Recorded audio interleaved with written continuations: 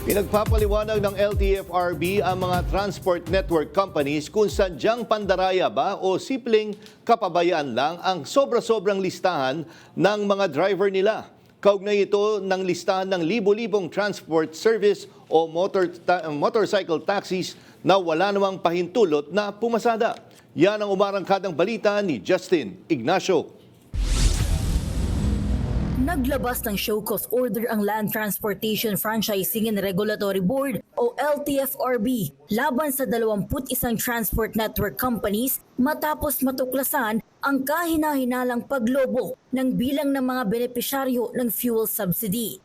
Ayon kay LTFRB Chairman Attorney Vigor Mendoza II, layunin ng hakbang na malaman ang katotohanan sa likod ng malaking pagkakaiba ng listahan ng mga driver sa aktual na record ng pamahalaan. They are ordered to explain within 5 days from receipt of this order why their franchise or why their accreditation should not be suspended or revoked. Nais linawin ng ahensya kung may sadyang tangka ba ang mga kumpanya na dagdagan ng bilang ng mga benepisyaryo o kung ito ay bunga lamang ng kapabayaan sa pagsunod sa mga panuntunan.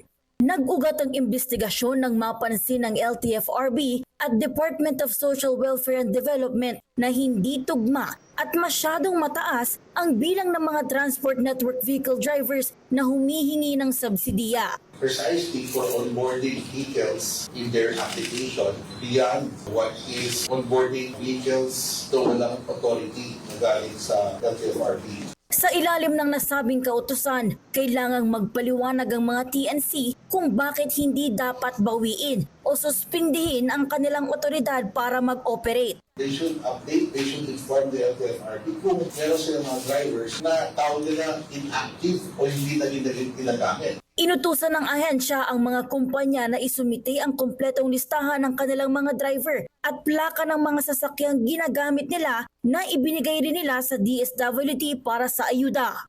Sa investigasyon ng ahensya, umabot sa 200,000 ang lumabis na bilang ng mga driver sa sektor ng motorcycle taxi. Ayon sa LTFRB, 78,826 lamang ang itinakdang limitasyon para sa kanila. Sa May 14, nakatakda ang pagdinig para sa mga TNVS drivers at sa May 50 naman ang para sa mga motorcycle taxi platform. Ako si Justin Ignacio ng PRTV News, nagseserbisyo para sa Pilipino.